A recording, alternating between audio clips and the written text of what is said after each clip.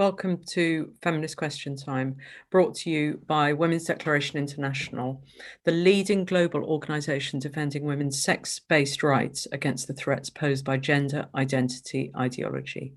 There's more information on the website womensdeclaration.com, where you will find our declaration on women's sex-based rights, which has been signed by 32,129 people from 159 countries and is supported by 453 organizations.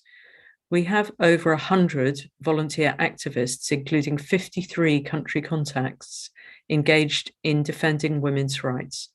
This week, I am delighted to say we have Isabela Callegari from Brazil. She will speak about the naturalization of oppression, surrogacy, and the postmodern perspective. After Isabella, we have Julia Long from the UK. Her talk is a critique of gender critical feminism. And then joining us will be Kelly J. Keane from the UK, from the organisation Standing for Women. And we'll chat to her about the organisation, how she is, her activism, and what's next for Standing for Women and for Kelly J. Keane. I'm really pleased now to hand over to our first speaker, who is Isabela Callegari. Isabella is a mother, an economist, and an activist for women's liberation. And her talk today is the naturalization of oppression, surrogacy, and the postmodern perspective. So thank you so much, Isabella, and over to you. The practice of surrogacy is being naturalized and normalized and expanded, both in its commercial in its commercial mode and also in its altruistic modality, as it is the case here in Brazil. And we are seeing that this is being pushed, this normalization, through the media, as it is the case for rich, famous people, and also through LGBT organizations, which are normalizing this as a kind of extended biological right and the possibility to conformation of non-normative families as they propose. And so in this way of legitimation, we have this postmodern perspective behind it as an academic legitimation. And I will try to pass through this theory briefly today. So this realm of theory that talks about surrogacy comes from this kind of, as it is called, cyborg feminism, shadow feminism, and this kind of theories.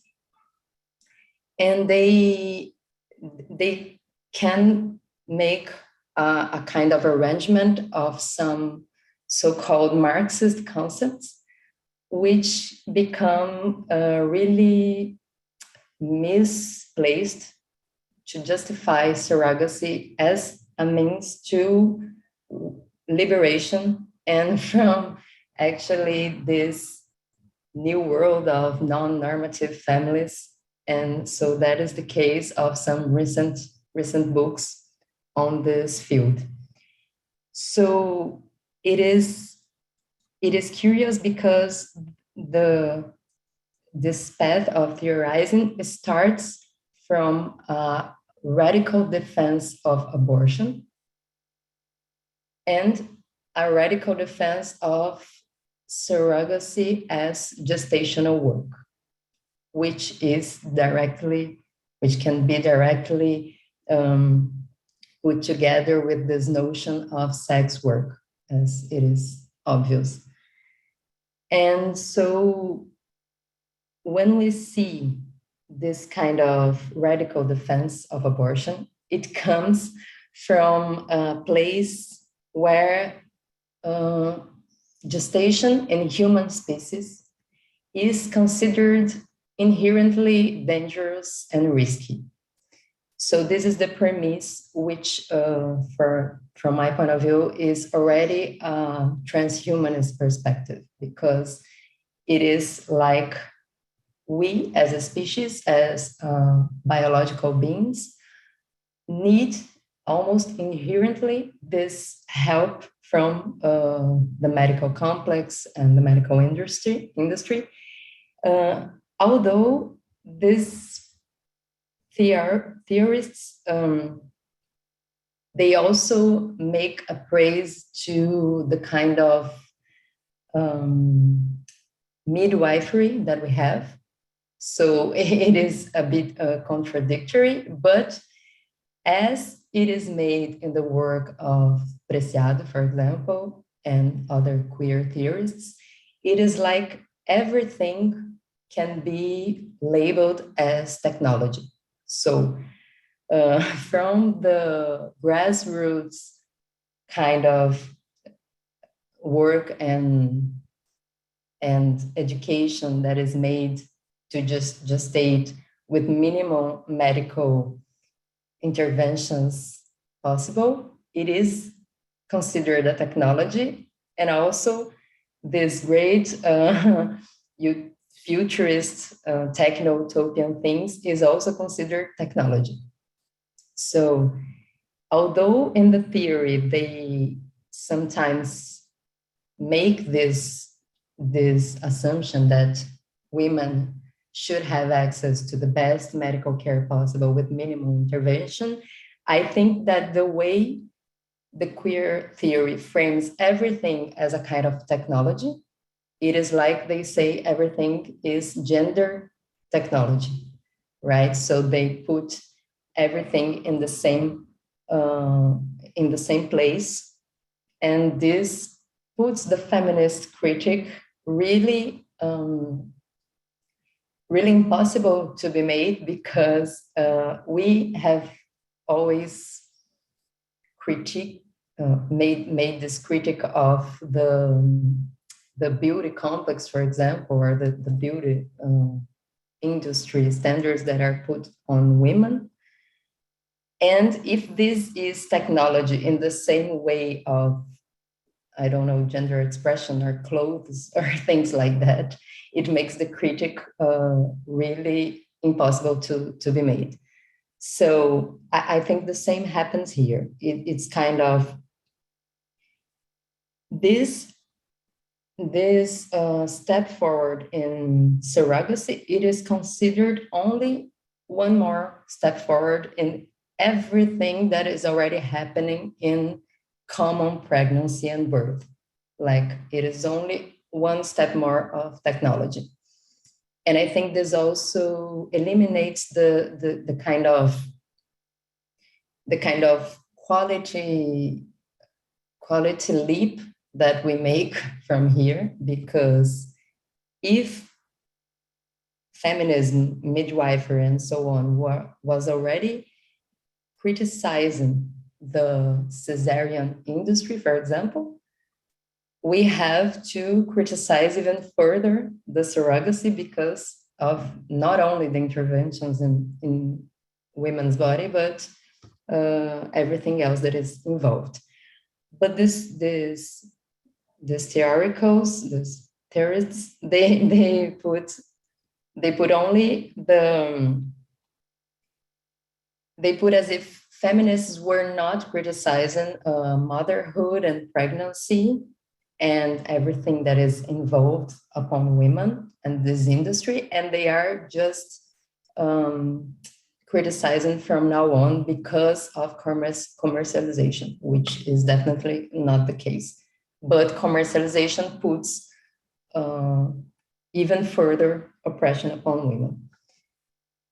And also, there are some passages where it is put like this dystopian future that feminists alert on this will never happen, since we are seeing on commons here, because it is the view of this line of thought, we are seeing surrogacy happening from a long time and nothing has changed. This is the argument. But in the same book, the author puts that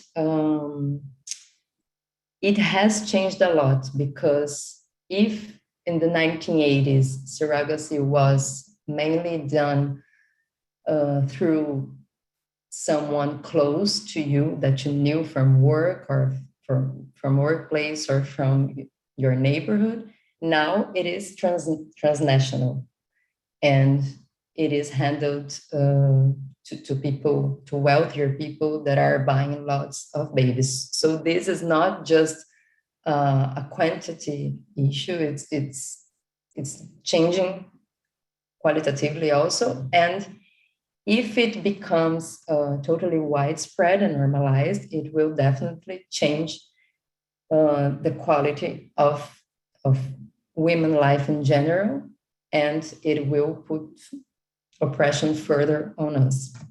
There is also this kind of transhumanist thing in all of it, all of this argument, since the baby is seen, including in one book that I am mostly based on, which is Full Surrogacy Now by Sophie Lewis.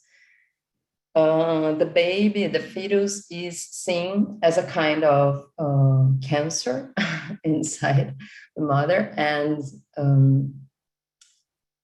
or a parasite, I don't know, something that is growing inside, but it is not wanted, and it's almost like a disease.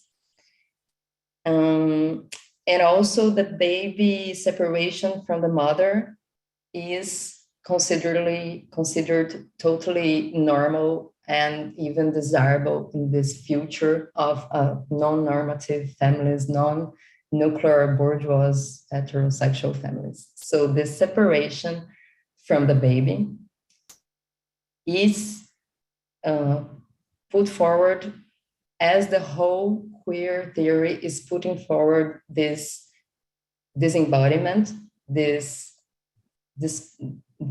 detachment from our bodies and what our body produced in the case of the baby. So it is not just the disembodiment from the uterus or the belly that will be rented, but also the separation from the baby as a commodity, but it is valued as a positive thing, since in this future, women will allegedly find new ways to connect with babies and other women in this kind of trust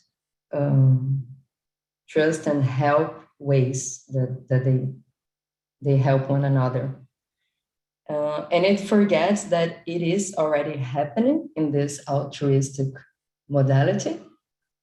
And the altruism here is definitely not one of true will and heart, since the altruistic comes from our socialization and also from the need to survive once that the altruistic things, it's not really altruistic. Here in Brazil, for example, we know that we have altruistic, but there is this parallel market. So we have also the argument that it is impossible to ban surrogacy. So again, this line of thought that goes directly to what is called sex work, that it is impossible to ban prostitution. So we have to regulate it, which I also think that is contradictory, because banning is a kind of regulation, right? It is also based on law and judicial forces. So if you can regulate in thesis, you could ban it.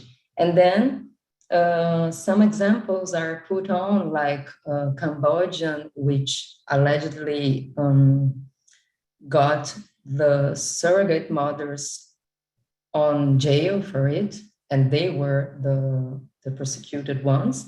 But we know that as the same as for prostitution, the women are not criminalized in our proposals. So this is a fallacy. And there is this allegation that if you do not regulate it, it will definitely grow and at the expense of women and poor women. But I think that as everything on this realm of theory, there is an impossibility put to discuss the very technology process, to discuss the politics of this kind of technology, which feminists, radical feminists were doing since 1980, to discuss technology and the legitimation of the rent of a woman's body to produce a product. This is what should be discussed. But as they only discuss regulation, everything that goes wrong, it's a matter of faulting regulation, or that the law that exists is not being properly correctly followed. So it's the same as the sex work and commons argument. And then also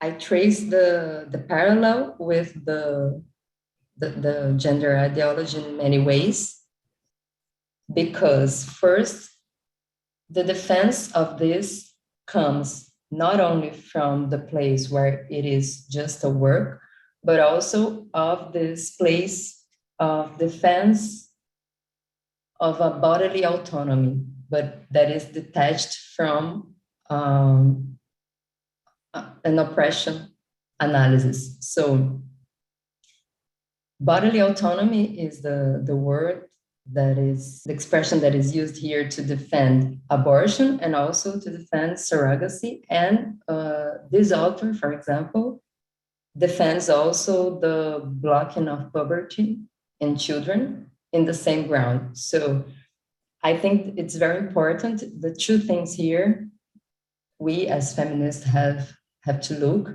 is that abortion cannot be defended only in the grounds of bodily autonomy, because I think it is a fragile argument, because it gives base for everything that is, they say it's bodily autonomy. So it has to be attached to a structure of oppression and the analysis of it. Because these authors defend the kind of thing that choice feminism defends, like bodily autonomy is to block puberty, is to prostitute yourself, to be a gestational work, and also to make an abortion. Everything would be bodily autonomy. And also, I think we must be careful with this argument of everything is work, that it is kind of tenet to Marxism, and it is very present in this analysis. Because, of course, when we think of a capitalist production, and this is what feminists have shown with the sex division of labor, that women also produce a merchandise in commas that is essential to capitalist production. And it is in that sense that the authors here are putting gestational work in the way that it produces a merchandise. But we cannot reduce everything to work. I think that the flaw here is that although the things can contain work in the sense that it contains energy and time and things that we put in these productions, it is not reducible to work. Because if it is reducible to work, we will give basis to what is being put forward here. So what is being explained here is that it is only a work and it is only a product. And then they show lots of data on how much this kind of abortion and detachment from the children is not a trauma for many women, mostly not a trauma, which I don't know about this research, but anyway, it is an anti-feminist perspective, because it keeps revolving to the argument also that we have to listen to gestational workers that are kind of organized in itself, which is also not a Marxist approach, because today, if we listen to workers, or if we made a research, a poll on workers, they would definitely mostly not want communism, for example, or not want to I don't know, to abolish the private property. So I don't understand how someone can say that it is a Marxist approach and that you have to only listen to workers and that feminists don't listen to workers. And then you say everything is work, but you are actually reducing everything to work. And also this transhumanist and bodily autonomy approach. These were the main things that I think we should be careful, because they are actually arguments that are present both in Marxism, leftism, and also in feminism, but they are totally misplaced and distorted. And they come to this conclusion that in a utopian society, people will have children for everybody. And this would be the kind of full surrogacy. So this proposes that we listen to these workers in commas, and help them to organize. It including has some quotations of how can I say, cooperatives of these workers that are happening in India, for example, that the workers want to be in kind of a syndicate or a cooperative. And if this is put forward, that's the argument, if this is put forward, then we will come to this place of a common and communist liberated woman that will be available to give the children to, I don't know who, but I think the main thing here also is that it takes from this perspective of work, and it keeps looking at work and community, like this cooperative, syndicalization and everything, and it never looks to the buyer, which is the same thing as the approach they have on prostitution. You look at the organization of prostitutes and their syndicalization and things like that, but you don't question, in a feminist and even Marxist perspective, if it is legitimate and if it is valid in a utopian society, including, for people to want this kind of service or product, which is a baby in the case. So you are looking at the place of work and to organize and to cooperativize. And the parallel doesn't fit also, because the cooperatives we have that are producing, for example, food, yes, they can be a location where workers will be more, I don't know, they are together and they are producing and they are equally dividing things and they are creating conscience of class. Okay, but they are producing food or products that can be even for themselves or for partners and for poor people, as happens here in Brazil, for example, many cooperatives. But in this case, you are producing babies, so there is no point of this being cooperative or not. And I am already finishing. So this is kind of the utopia presented. And I think the main points we have to look is this misplacement of Marxism and leftism and even feminism with the kind of bodily autonomy thing. And the last thing is that it also traces a parallel to gender ideology when it completely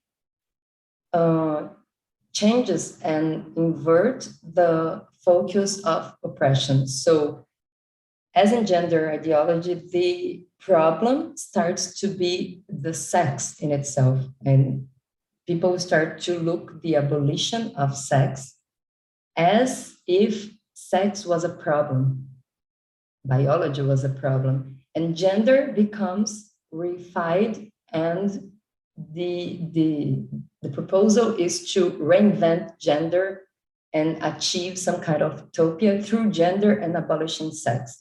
And here the same is happening. They are trying to propose an abolition of the ways we get pregnant and deliver babies, and some kind of intervention, medical intervention in it, and commercial intervention in it, and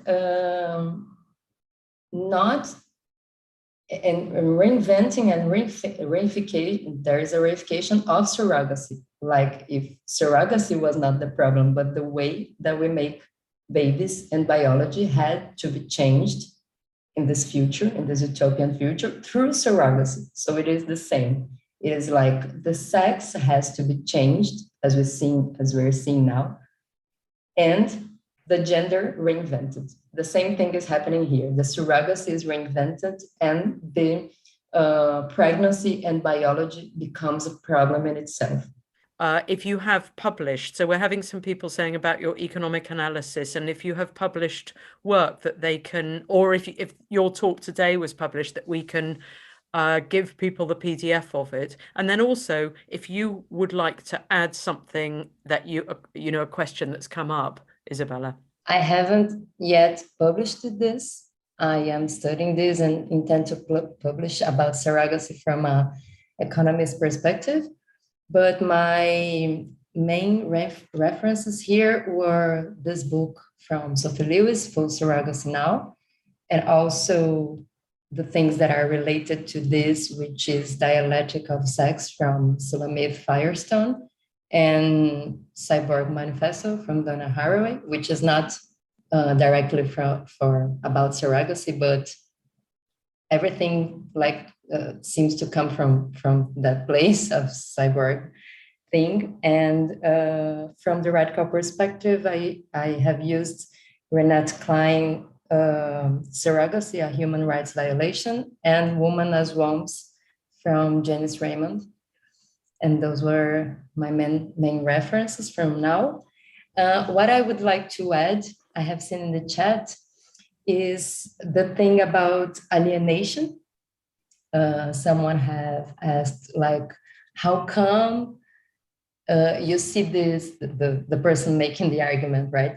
See this as work and then pushes it forward in order to liberate us somehow, if by a Marxist perspective, the work is alienated, right? So this argument also comes from the things of xenofeminist. There is also a xenofeminist manifesto, which you can find on the internet, and is really transhumanist and stuff. And this xenofeminist thing is also what we call accelerationist. I don't know how you pronounce it, but it is like acceleration of futures of capitalism and neoliberalism. And the bet is that if you accelerate things, like it is so bad that eventually comes good. I don't know, like you can find spaces among the structures and so on. So this is like the leftist accelerationism. It is like a thing that comes from that. And also there was a question about overpopulation, which is the thing that I would like to look from the economist perspective. And here it's very important, and I forgot to mention this because of the time, but my hypothesis, which I intend to look further, as Sophie Lewis, which is this author, says a lot about the myth of overpopulation and how this have been kind of used in a xenophobic way, because actually people talked about overpopulation to sterilize people. That's the argument, okay? But it seems to me that her analysis, it's not a critic of that, but is indeed a defense of demanding babies. Like in general, people have the right to demand babies, to make babies, to not, if they are poor, they have the right to make babies. Okay, but if they are rich, they have the right to want babies if they are queer and cannot make anything.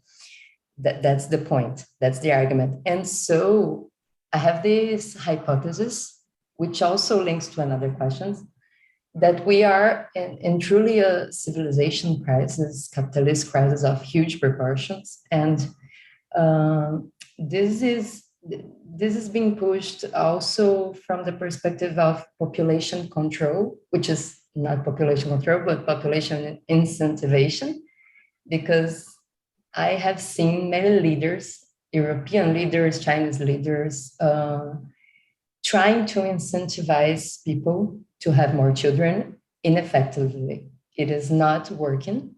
China has now, for more than a decade, of explicit incentivization of children, more children, and it's not working. People actually don't want more children.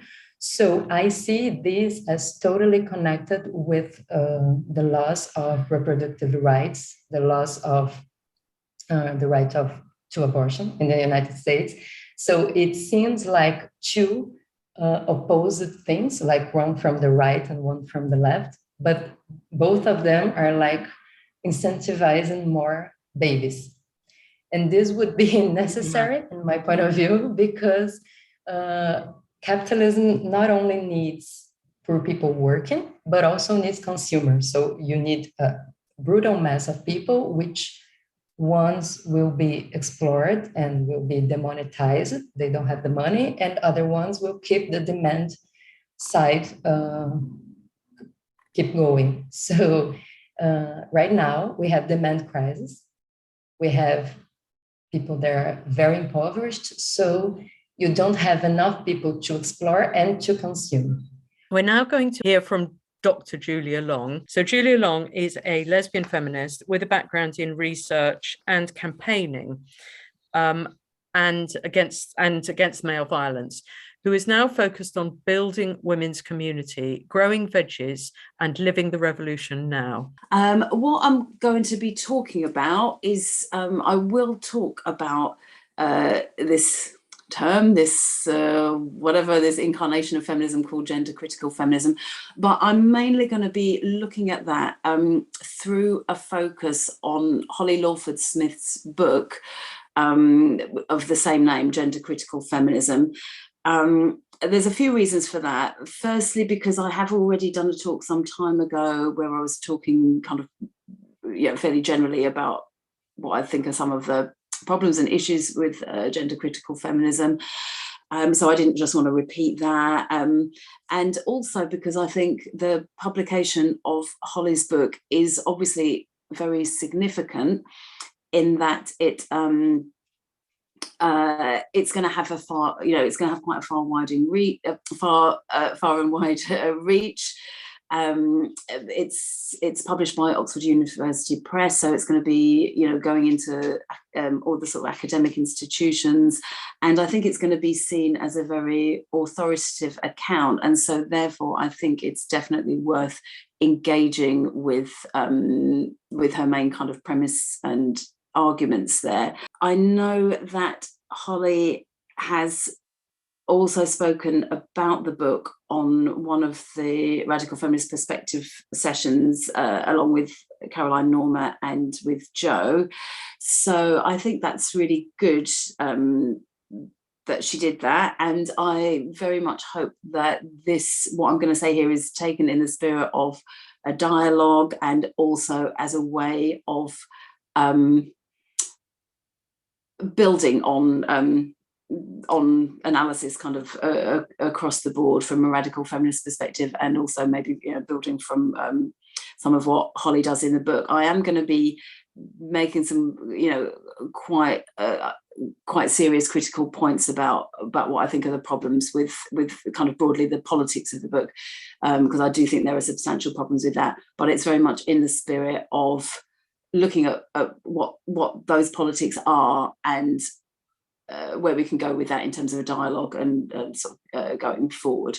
But anyway, before I do any of that, I actually wanted to start by talking a little bit about radical feminism, partly because I suppose one of the main things that Holly does with that book is to assert gender critical feminism as some kind of successor to radical feminism. She certainly speaks about radical feminism in the past tense a lot in the book, and talks about gender critical feminism, you know, in language like, you know, the latest incarnation of radical feminism, that kind of thing. So I did want to begin with a focus on radical feminism, not least because this particular week has particular significance for me, because it's the 10-year anniversary since the Radical Feminist Conference RadFem 2012, which took place sort of in the middle of July of 2012, and which I was very much involved in organising and participating in. And I think, if I may say so, I think that actually was quite a significant contribution to the development of radical feminist politics in the United Kingdom at the time, and it was part of a much broader resurgence of radical feminism across the board. And I think around about the same time there was another radical feminist conference called, I think it was RadFem Reboot, I think was the one happening in the United States, like within a week or two of each other.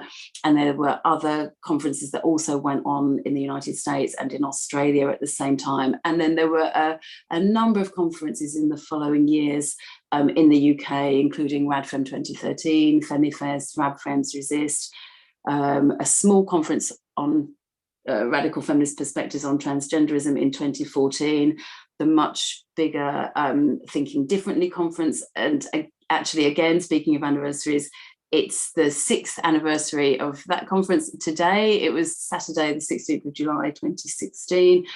There was an Andrea Dworkin conference in 2015, and there were a number of European women's gatherings from around about sort of 2016 onwards.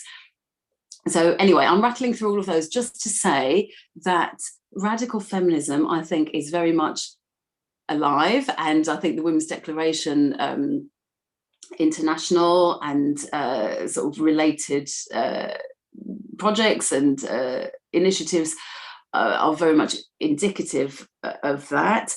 Alongside this, you know, this kind of, I guess, flourishing of all these different conferences and events, there has also been ongoing publications, very, very significantly, obviously, of Sheila Jeffrey's work, Gender Hurts, in 2014, which I think is, you know, extremely well, foundational, definitely highly influential in terms of the current, what's become the gender critical movement. Publications of things like Gail Dine's Pornland, and all the publications by Spinifex Press, which I can't sort of list here, but my little iPad is perched on one of them here, the Not Dead Yet, which I think is a very well chosen title for the book that came out last year from Spinifex, and I think it's particularly relevant in terms of thinking about some of Holly's claims and arguments in her book. But basically to say that radical feminism is obviously an ongoing movement, and I think that's really important. Crucial, in fact, and I think that's one of the things that probably a few of us have taken issue with regarding Holly's book. So I wanted to start off by talking a bit about the politics of the book and what the book does politically, whether it's what Holly necessarily intended to achieve or not. I think this is what it achieves politically, and what I think is to say the least problematic. So she very much asserts in the book that she asserts the salience and importance and relevance of this movement that she calls gender critical feminism as basically the way forward for feminism. And I'm going to quote what she says in the preface. So she says, "I wrote this book because I think gender critical feminism presents the greatest challenge to conservative or traditionalist views about gender and has the best chance of overturning it. I think it is more ambitious and significantly more appealing and coherent than the alternative heterodox view of sex/gender. Contemporary feminism," and by this, when she talks about contemporary feminism, what she's saying here is what we would all recognise as the kind of choice feminism, or, well, actually, I think it'd be more accurate just to call it anti-feminism. But anyway, it seems to have managed to use this term feminism quite successfully. But the kind of usual trans women are women, sex workers work, choice feminism. Anyway, she says contemporary feminism is kind, inclusive, and affirming of women's choices, whatever they happen to be. Those traits have value, but they will not overturn thousands of years of oppression on the basis of sex, or earn women their liberation. I hope to persuade you that gender critical feminism is the theory and movement that we need." So that's where she's setting out her stall for what she wants to argue and achieve with the book. But I think what she does there is really, really important to pay attention to, because she's basically saying that you've got these conservative views of gender, conservative or traditionalist views, and then on the other side you've either got the sort of choice feminism, trans women and women type, anti-feminism, I would say, or you've got what she is asserting in terms of gender critical feminism. But obviously what's missing there is radical feminism. And I think the fact that she supplants radical feminism with gender critical feminism is a huge, huge problem. And I'm going to focus, if I don't run out of time, because I've got a lot of material here, I want to focus on a couple of specific points in the book that I think really illustrate how much of a problem that is. So she makes this case of gender critical feminism as being the way forward. So what has happened to radical feminism in her kind of framing? Like, where is it? Well, later on, she does talk about gender critical feminism as I think she says, the revival of radical feminism. But what I think is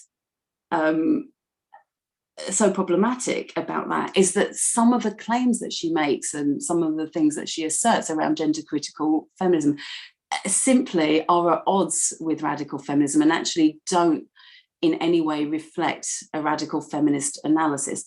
So and I think also she doesn't really make a case or make an argument that gender critical feminism has sort of supersedes radical feminism.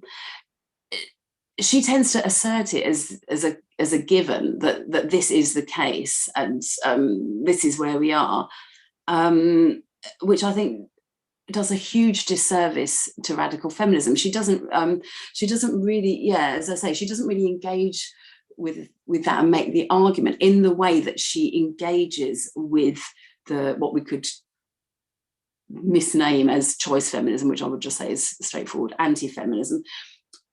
She actually gives the sort of respect to that movement by really engaging with the arguments and trying to refute them and say why gender critical feminism is better in a way that I don't think she does, or she certainly doesn't do consistently with radical feminism.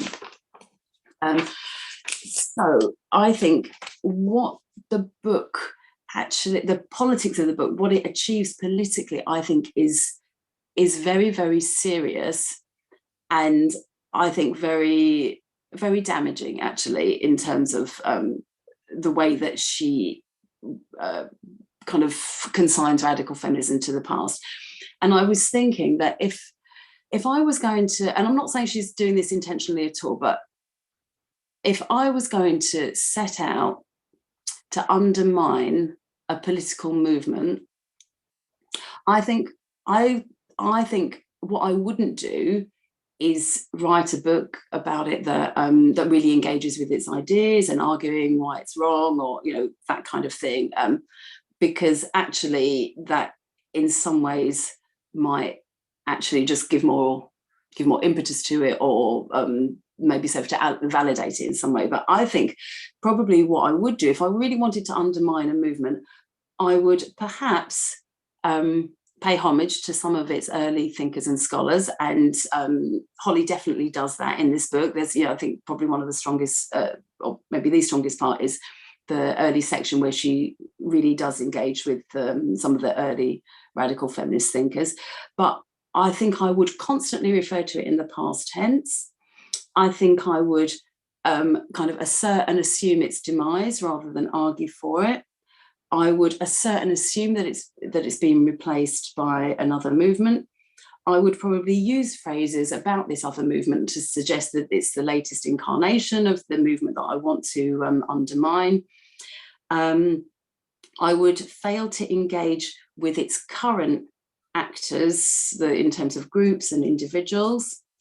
I would probably completely erase some of the very key texts of that movement that are addressing some of the most crucial questions today, such as, in this case, I think things like gender hurts.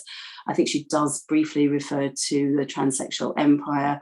And maybe I would also erase some of the other really fundamental work on language. And I think that I would misrepresent the movement that I want to I would misrepresent the movement that I want to champion as being consistent with the movement that I want to undermine, suggesting that it's a kind of natural successor.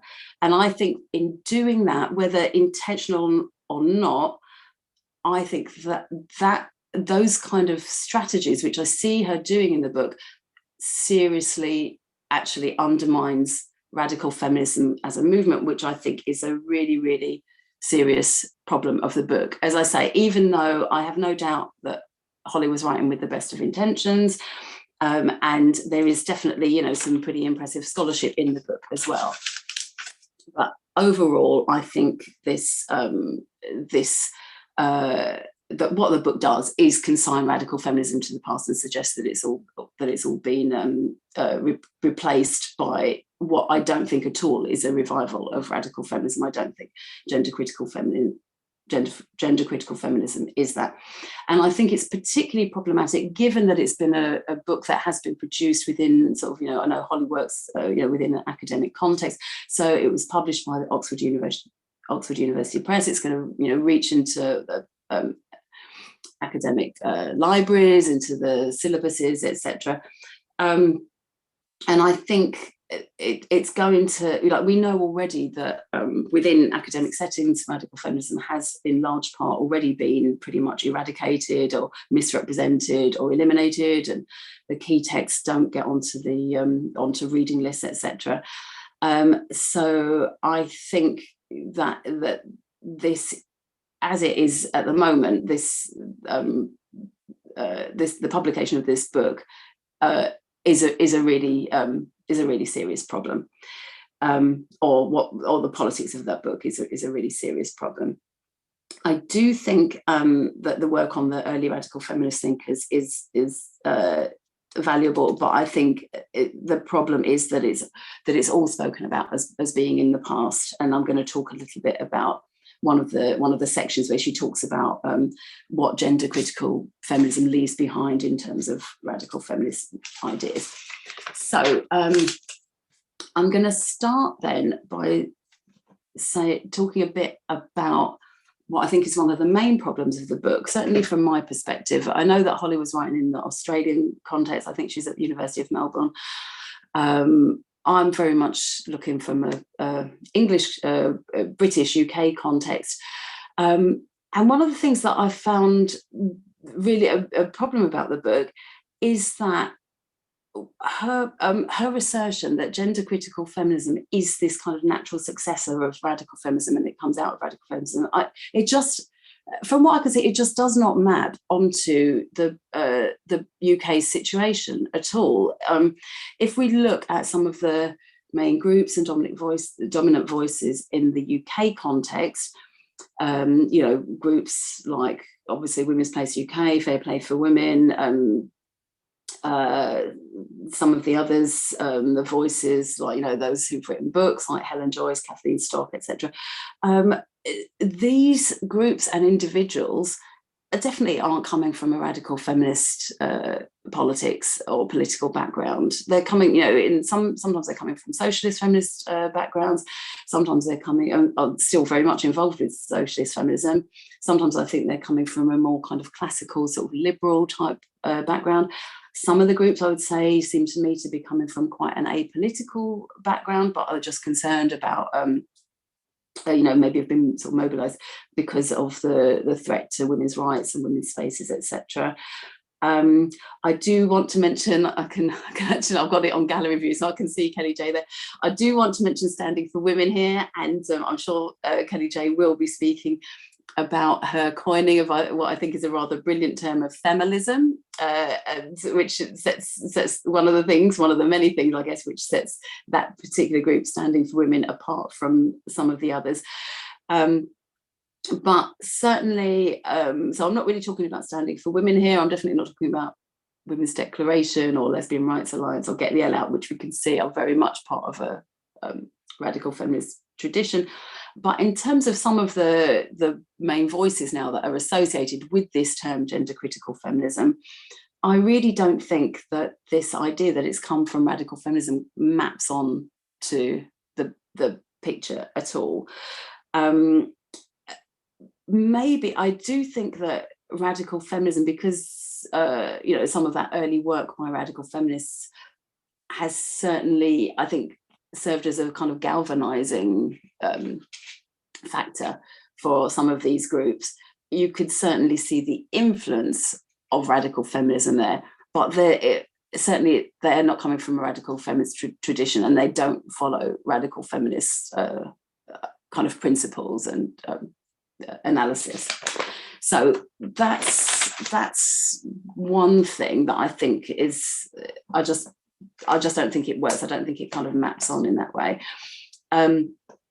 So again, I've lost some balance of my prop from my talk. So one of the reasons why, several of the reasons why I think Holly's analysis doesn't map onto the UK situation is if we see some of what I think are the kind of key features of this gender critical feminism in the UK, we can see that they're really at odds with radical feminism. They're really at odds with our understanding of women as a sex class or a sex class, and our understanding of patriarchy, our understanding of gender, etc. So I'm just going to briefly go through what I think are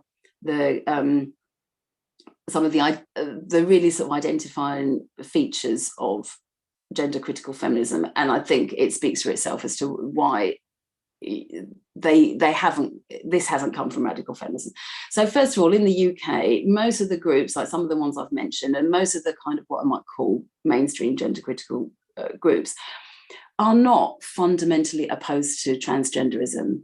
They're not. Most of them kind of were set up in terms of the consultation about the reform of the Gender Recognition Act, and they made a case as to being opposed to what was originally called, I think, self-declaration, and then became called self-ID, self-identification of so-called gender. They didn't seek the repeal of the Gender Recognition Act, and they used words like they're opposed to the extreme gender identity movement. So they're not, and again, this is where Standing for Women is obviously very much sort of at odds again also with these gender critical groups. So obviously, as radical feminists, we are completely opposed. I'm not going to go into all the reasons why, I think it's perfectly obvious, but we understand transgenderism as a manifestation of patriarchal oppression of women. We don't kind of make any caveats or any exceptions for that. It's completely clear. So I think that's one of the really early ways where they parted company with us.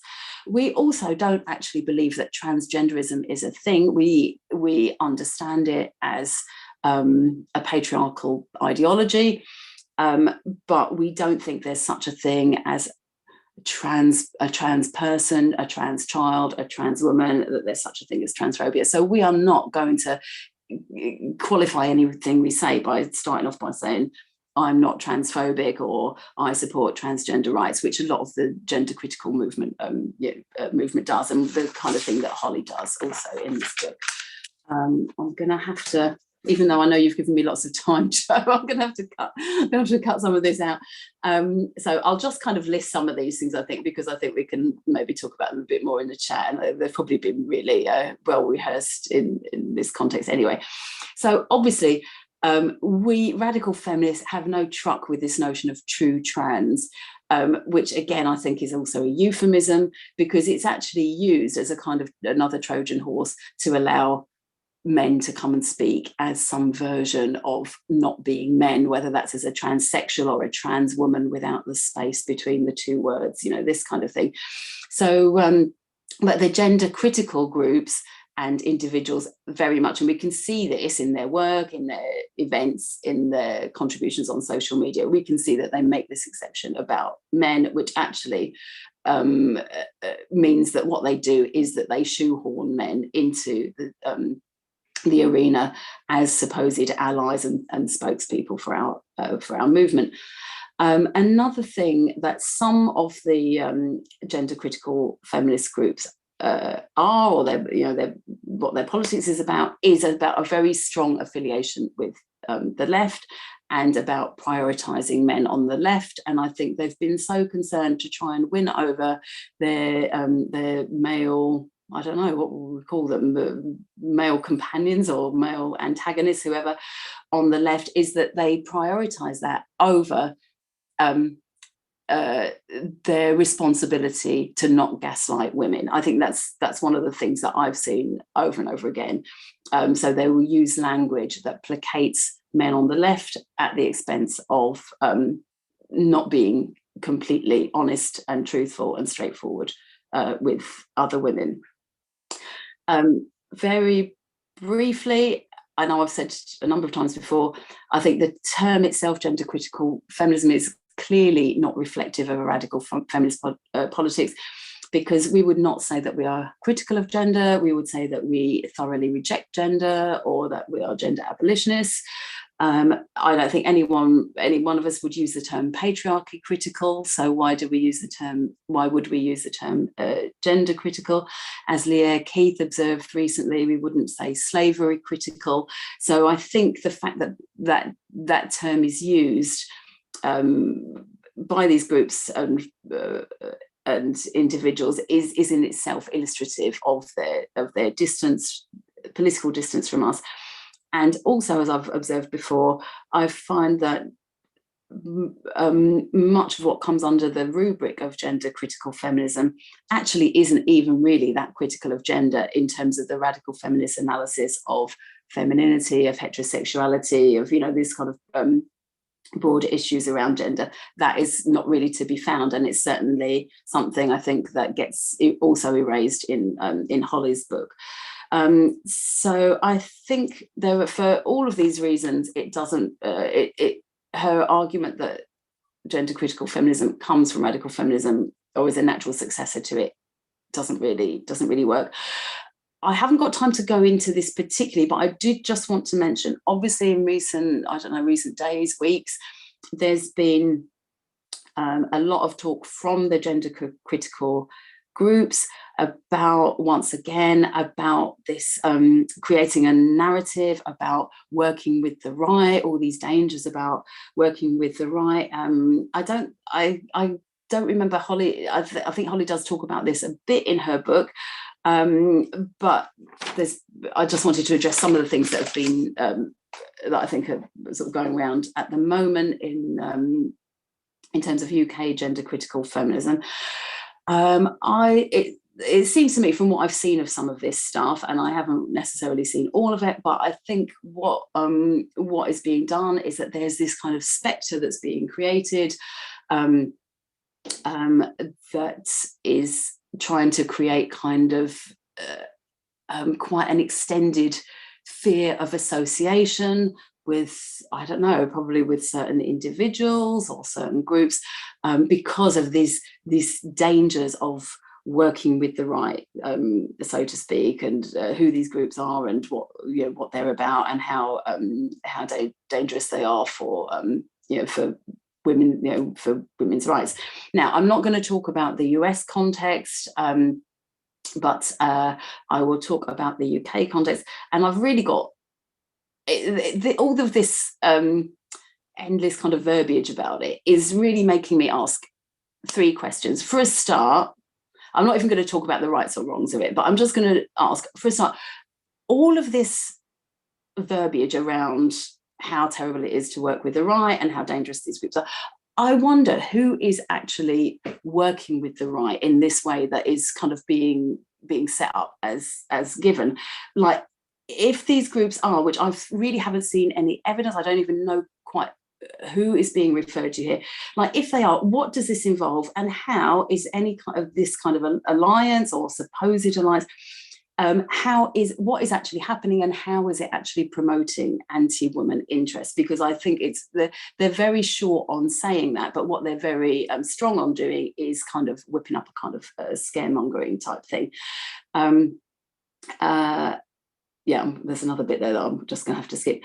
And also, I wonder, when there is all of this kind of rhetoric going on about not working with the right, I wonder, why is it not okay to work with those who, in some cases, do seek to end women's right to abortion? Why is it not okay to work with those groups, but it is okay to work with those on the left who seek to end women's rights, full stop? Like, why? Like, why is one okay and not the other? I don't understand that. And then finally, why is it okay to be very emphatic in vocally opposing patriarchal right-wing agenda when it comes from Christian doctrine and practices, but not when it comes from other religious doctrine and practices? Again, I just think there's a real inconsistency there. And it seems to me that also what goes along with all this rhetoric around this so-called working with the right, what I think kind of gets elided in that are some of the real problems of gender critical feminism in terms of championing so-called transsexuals as being trans women, and some of this kind of stuff. And also what goes along with it is a very thoroughgoing demonization and vilification and personal attacks on individual women, not least some of the company here, as we all know. And I think that isn't just about I don't think that's just about sort of personalities or personal motivations. I think there's a very clear politics behind behind some of that, and I think it's about a political will to dominate a terrain and to suppress other voices. So anyway, I did just want to say something about that. I do also want to mention some of the achievements of gender critical feminism, because clearly what comes under this broad banner of gender critical feminism, I've talked a bit about things I really don't agree with about it, but undoubtedly there have been some very successful campaigns, and particularly some successful legal cases, which I think would all kind of come under this term of gender critical feminism. And not least, maybe one to pull out from that, is the Maya Forstater ruling that gender critical beliefs, even though obviously recognizing that there are two sexes isn't really a belief of any kind, or it's just a kind of statement of the bleeding obvious, as Basil Fawlty might have said.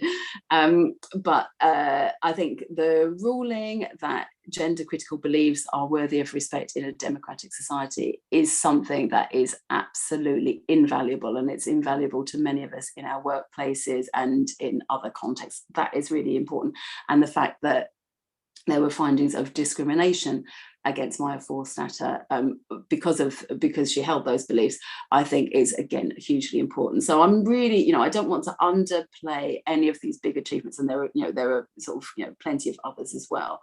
But I do think there are some really serious issues with the politics of gender critical feminism. Right, Jo, if I take about another 10 minutes, is that okay? Yes, that's fine, and then we'll get everybody on. We might run over a little bit, and thanks so much, Kelly J, for coming and waiting for this, because we've changed the time, but yeah, that's okay. Okay, so I wanted to just sort of focus in on a couple of parts of the book which I hope are illustrative of the problems of Holly's claim that gender critical feminism is in some ways a kind of a natural successor or a part of a revival of radical feminism. Because if we look at the section titled something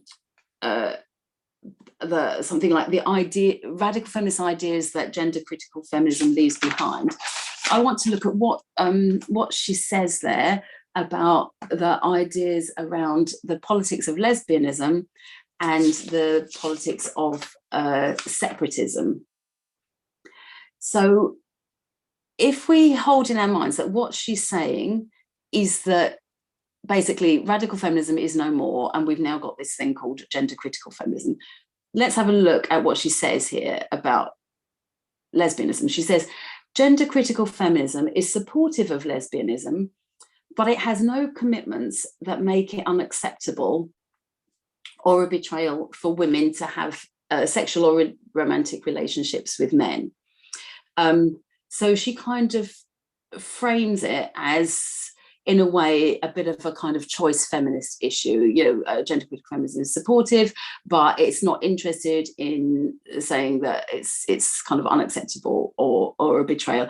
I'm not particularly interested in getting into ideas or arguments around unacceptability or betrayal. What I am really interested in is the radical feminist analysis of heterosexuality and the radical feminist analysis of, which isn't, I don't think she particularly talks about it here, of femininity and gender. But if we just stick to the radical feminist political critique of heterosexuality, obviously there's a huge amount of work that's been done here. Where's the bit? What did she say about political lesbianism? She says something like, all she has to say about political lesbianism is that there is an internal disagreement over the moral status of political lesbianism, with some vehemently rejecting the idea that it is possible for a woman to choose to be a lesbian. That's, as far as I can see, that's all she says about it. And she also talks about the radical feminist analysis of heterosexuality, or sort of, the politics of lesbianism as an alternative, as is problematic because it alienates too many women from feminism.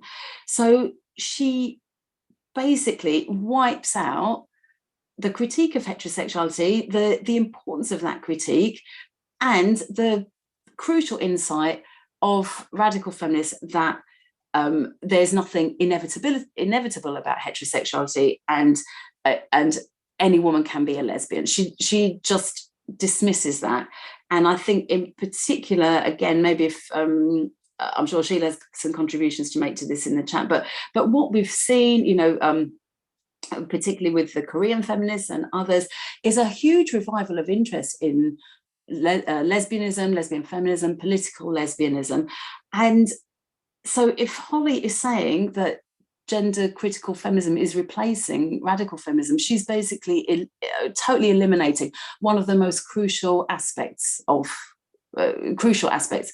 radical feminism in doing that, which is another reason why it's a big problem.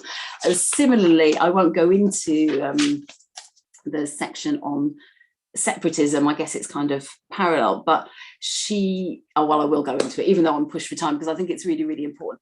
So she says, again, in a sort of similar vein, gender critical feminism is also not separatist.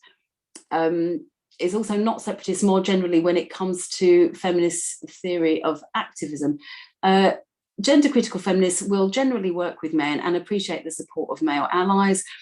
And she says that gender critical feminism isn't separatist in what she says in the strong sense, in the way that maybe a lot of us here understand it, but gender critical feminists value female sex separated spaces, which means that separation from men is a commitment, just in a much more limited number of domains. Well, I'm sorry, Holly, but really, what gives you the right to assert that we're suddenly now only concerned with sex separated spaces in limited domains? I absolutely refute that. And there's ongoing work, political movement, ongoing politics of separatism, of political lesbianism, of lesbian feminism. There's plenty of evidence of that. And I think the fact that you just basically cast it aside like that, I actually think what she's saying here is one of the things that is very accurate about gender critical feminism, because that is also what the gender critical groups here do as well. They just champion sex separated spaces for things like, refugees or, sports and things like that, but they don't have the wider understanding of and commitment to women only organising, women only living, a commitment to separatism as a really crucial aspect of women's liberation. She just basically does away with that, which is, again, I think a really huge problem with the book. I know I'm pretty much coming up to time. So I'm going to have to cut a load of this out. I thought I had enough. I thought I had just about enough for 40 minutes, but I've probably got enough for about 40 days. I just want to say, in her chapter on transgenderism, I thought a lot of this did actually remind me of Kathleen Stock's book, in that I think because she really seriously misrepresents, or she asserts that gender critical feminism is not anti-trans. She says that. So again, I think that's probably true. Gender critical feminism isn't anti-trans, but in that way, don't try to replace radical feminism with gender critical feminism, because we absolutely are completely opposed to transgenderism, as we are opposed to pornography, prostitution, as we're opposed to any form of men's oppression of women. And so she goes on from there. I just highlighted so many parts of that section. I just found her arguments there really really kind of pointless, and this sort of endless reasoning about transgenderism and about inclusion of men in women's spaces. It was completely pointless, because I felt that she just fell at the first hurdle, because a women-only space does not have men, full stop. That's non-negotiable. You don't have to make any argument about it. And she says that labeling gender critical feminism as anti-trans is anti-feminist propaganda and the distortion of a movement and theory for women's sex-based rights by labeling it according to what it is not, what it's not about. But we don't say that about anti-pornography, about anti-racism. I think it's I think there's just this real kind of squeamishness about kind of taking the bull by the horns and naming men as men. We see that sort of right the way through, and it's particularly evident, I think, in that chapter. I haven't come on to the manifesto that she gives at the end, and I know that I'm out of time, but maybe that's something that we can return to in the chat, because yeah, I'm sure others will have views on that. Sorry, I skipped a lot, so I hope it was more or less coherent. But from my perspective, the radical feminist analysis of compulsory heterosexuality and compulsory femininity is about looking at what that means in the context of a patriarchal society and the harms of both of those things. That's what it's about. I'm not interested in using those critiques to try to set up some kind of league table in terms of who's a real feminist or who isn't. I'm really not interested in that. I think that's a really kind of pointless exercise. But let's not underestimate the pressures on, and particularly thinking about young women now, the pressures on young women to be heterosexual, whether that's, you know, via the route of femininity, or, you know, that, or the transgenderism kind of forcing them into a different path. But we've got men now saying they're lesbian, so it's like either way, you can't really escape it. And let's think about the analysis of heterosexuality by Andrea Dworkin, and, you know, certainly more recent ones as well. Let's think about the norms that are being established by pornography in terms of what young women are expected to endure through processes of heterosexuality. Let's not underestimate all of those harms and all of that pressure on young women, both in terms of that compulsory heterosexuality, and also in terms of the harms of femininity and that feeling of the unfreedom of your body that compulsory femininity creates. So that's what it's about. It's not about establishing some kind of league table. But what I would say to heterosexual women, or to women who, you know, great fans of femininity, whatever, if you're not interested in that, then at the very least, and I'm not saying Kelly J does this for a moment, but definitely other women have, then if you're not interested in any of that analysis, then at least get out of our way, because we have to speak to other women, and there will be some women for whom that is very, very salient, and it could actually be potentially quite life-saving. So I think that's what I want to say about that. And I also want to say that I totally echo what everyone said about the Standing for Women campaigns, and also include with that the kind of research. We haven't really talked about that, but some of the whole kind, you know, all of the other academic scholarship that has gone on in terms of this particular campaigning, you know, whatever movement. I just also want to say that I think it's not, women's liberation isn't just about campaigns. It's also, this is why I wanted to use this phrase about living the revolution now. I think there's a lot that we can do here and now. It's like Mary Daly talked about the foreground and the background. There's a lot that we can do here and now to enjoy those freedoms that we have and to expand them just by living the lives that we want to live. And that's what I think is really important. We don't have to ask men. This is where I parted company with Holly's list at the end, which seemed to me a lot about asking men for things, oh, an end to this and more of this and less of that. We can do not all of this in every situation, but there's a lot that those of us with certain access to certain you know, economic resources and freedoms, there's a lot that we can do. I enjoy women in only space all the time. I don't have to ask any man's permission for that. I don't have to kind of request it. I don't have to argue to keep, you know, men out of those. We just get on and do it. The same with rejecting femininity, the same with all kinds of things that I think we can do.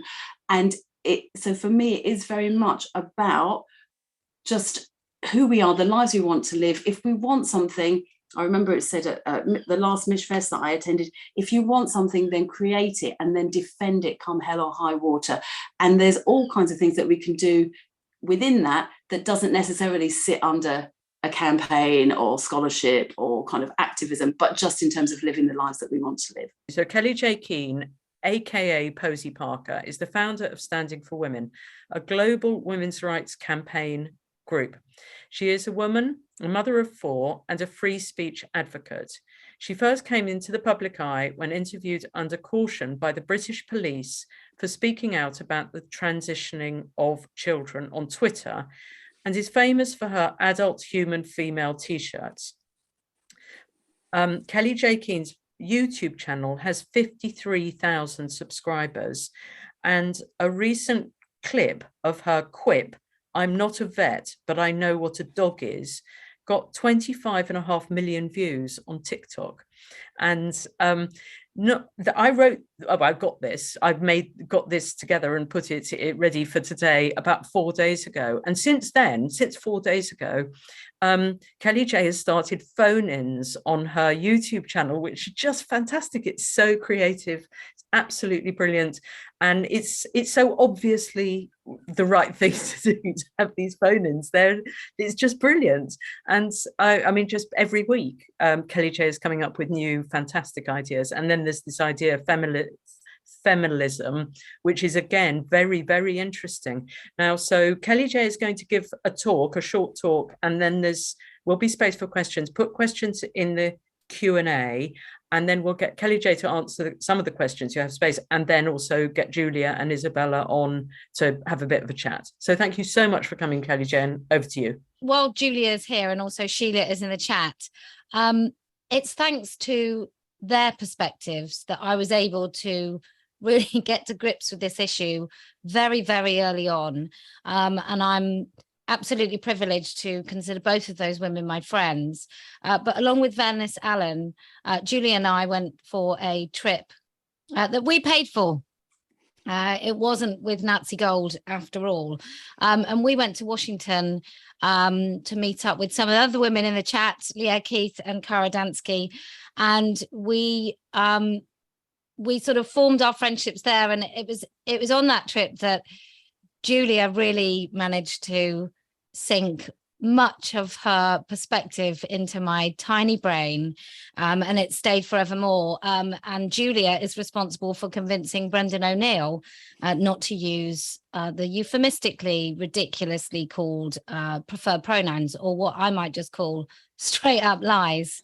And then prior to meeting women like Julia, I was really lucky to be on Mumsnet and meeting a woman called Dittany, who very similarly didn't suffer fools and was able to speak really, really truthful. And I think the truth is a fundamental kind of underpinning of everything that I do. That's not to say that I'm completely flawless when it comes to being really, really honest, often with myself, but just that truthful people, irrespective of what their point of view, are people that I'm drawn to over and above people that repeat the same things that I want to hear. And so that's where the whole woman, adult, human, female comes. That's how it's really quite so easy to speak very plainly and directly, because I'm actually speaking the truth.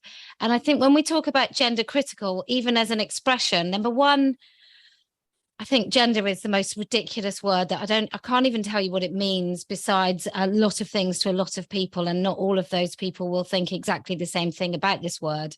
But also when it comes to sex roles and sex stereotypes, I think they're much more useful. And I can't honestly say that I reject all the ones thrown at women as I sit here with a face full of makeup, acrylic nails and an underwired bra. I'm quite happy for some of the sex stereotypes, and that doesn't come from an analytical place at all. It just means it works for me on a daily basis. And it probably means that I am a traitor to my female sex class after all. But I'm happy to say, when it comes to the sex stereotypes of women and the things that I'm routinely, roundly, often criticized by other women who call themselves feminists, it is my least kind of feminine qualities, if you like. It is the fact that I speak directly. It is the fact that I speak plainly. It is the fact that I'm not particularly kind. I don't really care what you think of me. I don't particularly care what they think of me either.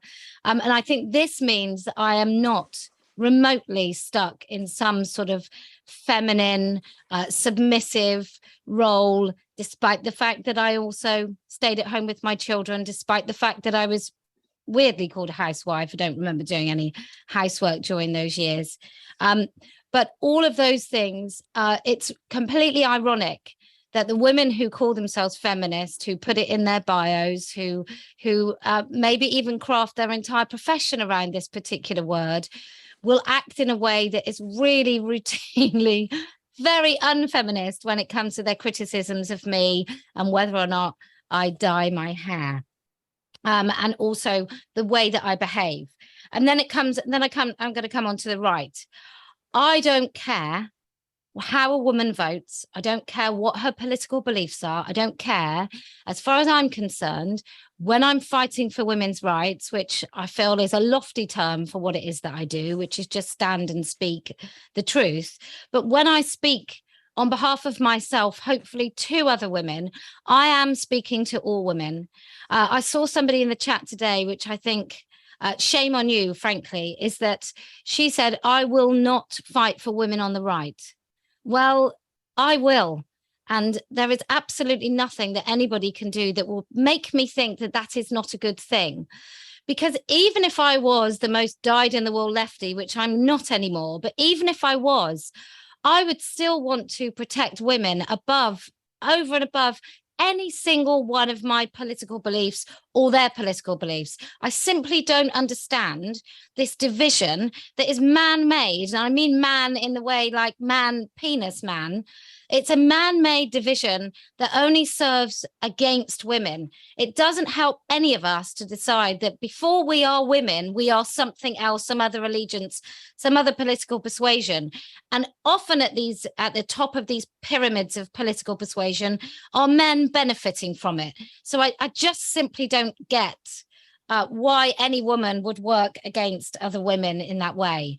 So anyway, so I don't care about working with the right.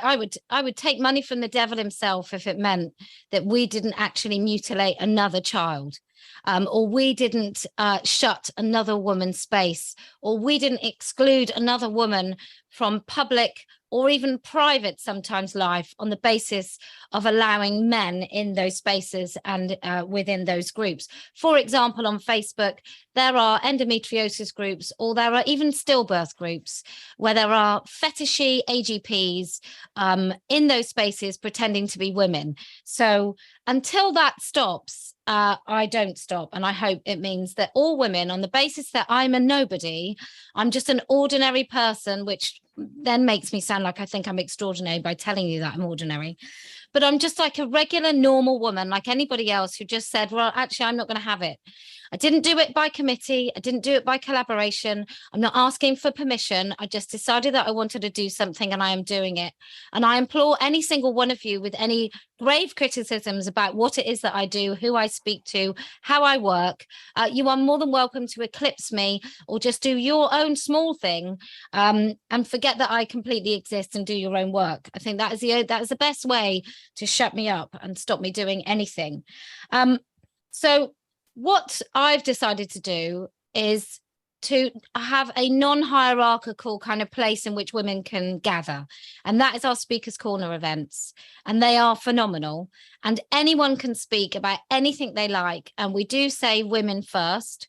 Some men do come along, and they are more than welcome.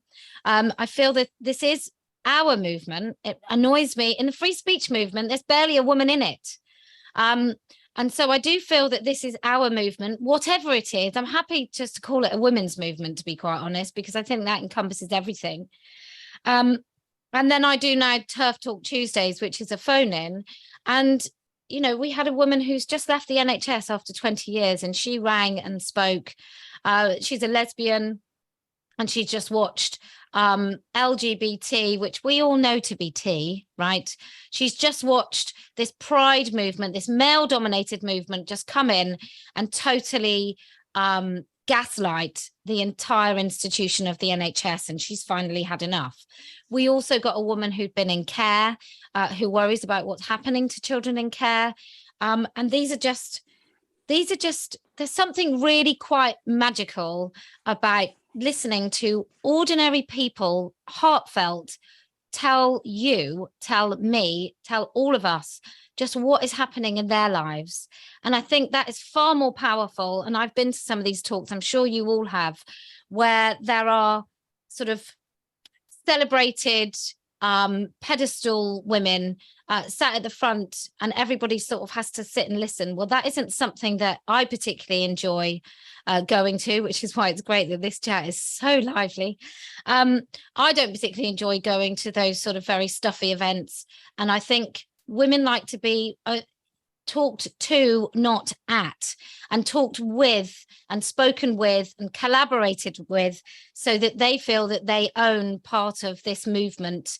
And that's why I don't really care whether it's called gender critical. I think that's a real bizarre name, but I understand where it comes from, because it's not radical feminism. It doesn't remotely stand up to scrutiny, as Julia's just talked about.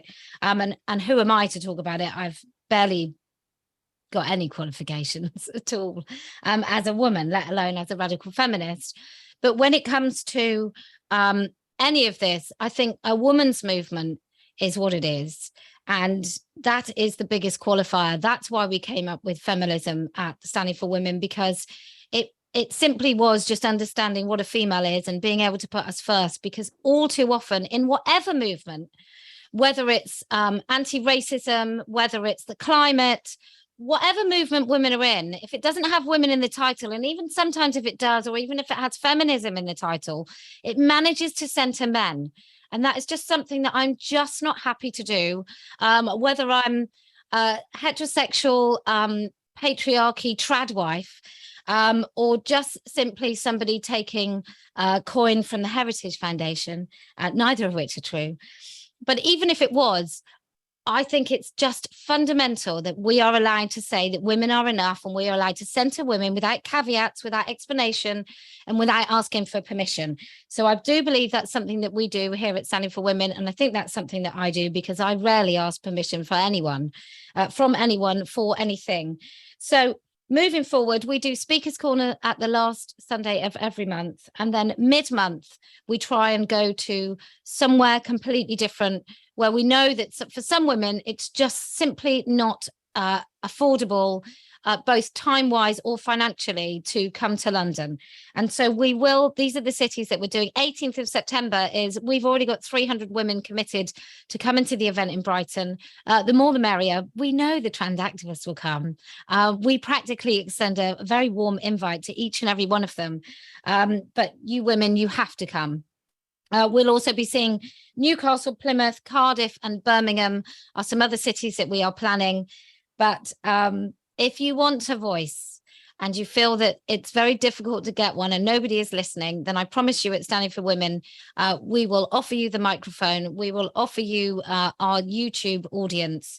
But you are more than welcome, each and every woman, whether you're on the right or the left or somewhere in between, or you really can't be arsed with politics at all.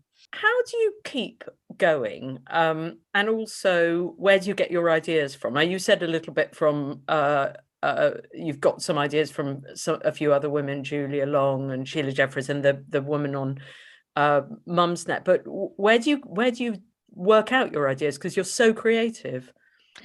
Well, I think that's the thing is, Jo, I don't really work them out. I just think I can do them. And I'm always, I mean, I'm not always right, but I will just do it. Even when I was a little kid, you know, it's just like, if my bike had a puncture, I thought I could fix it. And then I just find out a way to do it. So it really is just, might be a stupidity, it might be an arrogance, or just being plain obnoxious. But I sort of think, well, if I think it's a good idea, then maybe it is a good idea and I'll just do it. The call-ins, I did have a friend who suggested it about a year ago, and I just totally dismissed it out of hand. And then I did a talk radio thing, and they said their phone lines had never been so busy. Brilliant. And so I thought, okay, well, let's do it then. But, you know, I'd suck it and see. It doesn't always work that well. My technical ability is not great, but it's just about, if I think it's a good idea, I'm just going to do it. And the fact that I work mostly on my own means that I don't have to run it by anybody who's then going to tell me all the reasons why I shouldn't do something. Why weren't you invited to the J.K. Rowling lunch? I thought, like, I've got an answer for that, but tell us what you think. Oh, I don't know. Why wouldn't I be? I mean, maybe it's because I haven't done enough. I don't know. I think I've been, look, I think it's called blotting your copybook. And I probably did that early on. I was probably a little less guarded and probably talked far too much about men in dresses as opposed to women and women's spaces. And so I might have made myself not appropriate for polite society. And it's something that I have really considered, because clearly what I want is I want as many people as possible to hear the words I'm saying, rather than be able to just dismiss me out of hand. So maybe that's why. And look, I've been I'm very badly defamed about the things that I have done, which I really, really haven't, and the things that I've said and what they might mean. I feel rather vindicated this week, quite sorrowfully, that obviously we now have the Telford grooming gang report, which I'm telling you, I cannot understand why more people aren't talking about it, to be quite honest. I think it's weird. And certainly some of the people that maybe are ingratiated into those sort of polite circles. And I know that some of those women have even done work, but it's weird that there isn't more. You'd think that would be all we were talking about, really. So I do feel that some of my comments regarding grooming gangs, or rather child rapists, men that gather together to rape children, as opposed to like a grooming gang, it just sounds like a little bit of a nice gathering of people. But I do feel that those accusations, they have now been put very much into their correct context. But I think that's why. I think if you listen to enough people, there's enough stuff said about me that seem to have stuck. Somebody mentioned Northern Ireland. I really want to go to Northern Ireland. So we at Standing for Women have local groups, which are women who can use what I believe to be a relatively well recognizable sort of branding of Standing for Women, the adult human female dictionary definition, etc. Although it's not my definition, but I will take it, and I will certainly, if somebody writes a book and says that I invented that definition, I'm happy with that lie. So yeah, Standing for Women does this local thing, local at Standing for Women, if you want to make your own group. Our first group, one of our first big groups, is Northern Ireland. And so, yes, I really do want to go there.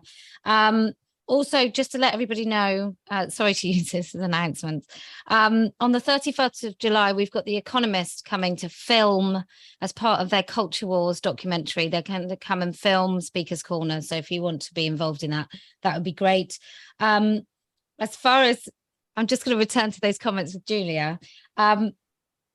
It's absolutely essential that I understand, even if I do wear this makeup and I do dye my hair and I do all these things, it's absolutely fundamental that I understand that there is a reason that I do those things. I acknowledge that I do them not as part of some sort of free choice that I've made, but I understand that why I'm doing that.